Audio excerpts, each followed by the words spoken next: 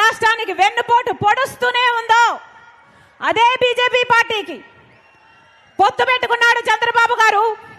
అదే బీజేపీ పార్టీతో తొత్తయ్యాడు జగన్మోహన్ రెడ్డి గారు. వాస్తవం కాదా? ప్రత్యేక హోదా వచ్చిందా? పోలవరం ప్రాజెక్ట్ వచ్చిందా? రాజధాని వచ్చిందా? కడప స్టీల్ ఫ్యాక్టరీ వచ్చిందా? మరి ఎందుకు పొత్తు పెట్టుకున్నాడు చంద్రబాబు గారు? మరి ఎందుకు తొత్తయ్యాడు జగన్మోహన్ రెడ్డి గారు? వాళ్ళ స్వప్రయోజనాల కోసం ఆంధ్ర రాష్ట్ర ప్రజల హక్కులు మొత్తము తాకట్టు పెట్టారు బీజేపీ పార్టీ.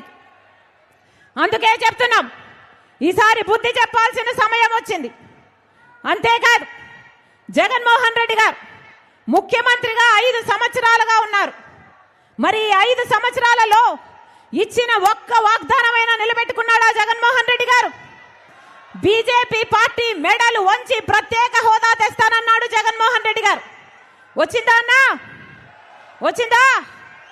రాజధాని వచ్చిందా? అందరికీ అన్నీ ఉన్నాయే. హైదరాబాద్ ఉంది, చెన్నై ఉంది, బెంగళూరు ఉంది. మనకేముందన్నా? మనకేముంది? చేతిలో చిప్ ఉంది, నెత్తి మీద కుచ్చు టోపీ ఉంది. ఉందా రాజధాని? చంద్రబాబు గారేమో సింగపూర్ చేస్తానన్నాడు, జగన్మోహన్ రెడ్డి గారేమో 3 రాజధానీలు అన్నారు. తీరా చూస్తే మనకేముంది? గుండు సున్నా ఉంది. ఏం చెప్పాడు జగన్మోహన్ రెడ్డి గారు? వాషింగ్టన్ తలపిస్తానన్నాడు రాజధాని. అయిందా? ఎన్ని మాటలు చెప్పాడు జగన్మోహన్ రెడ్డి గారు? రైతుల కోసం 3000 కోట్లతో ధర స్థిరీకరణ నిధి ఏర్పాటు చేసి ప్రతి సంవత్సరము పక్కన పెడతానన్నాడు జగన్మోహన్ రెడ్డి గారు. అయిందా?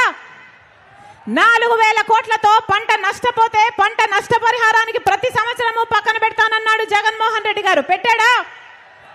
సంక్రాంతి వచ్చినప్పుడల్లా జాబ్ క్యాలెండర్ వస్తుందన్నాడు జగన్మోహన్ రెడ్డి గారు. వచ్చిందా? పూర్తి మద్యపాన నిషేధం చేస్తానన్నాడు జగన్మోహన్ రెడ్డి గారు. చేశాడా? చెయ్యకపోగా ఈరోజు సర్కారు ఏదమ్ముతే అదే తాగాలి. ప్రపంచంలో ఎక్కడా లేనివి ఇక్కడ అమ్ముతున్నారు. వాళ్ళు భూమ్ అమ్ముతే మీరు భూమ్ తాగాలి. వాళ్ళు 3 క్యాపిటల్ అమ్ముతే మీరు 3 క్యాపిటల్ తాగాలి. వాళ్ళు డిఎస్సి అమ్ముతే మీరు డిఎస్సి తాగాలి. వాళ్ళు క్యాపిటల్ అమ్ముతే క్యాపిటల్ తాగాలి. ఒక పద్ధతి ఏమైనా ఉందా? మొత్తం ఎక్కడ చూసినా mafia, land mafia, sand mafia, liquor mafia. అన్ని సరిపోవు అన్నట్టు హత్య చేసిన వాళ్ళను పక్కన పెట్టుకొని తిరుగుతున్నాడు జగన్మోహన్ రెడ్డి గారు.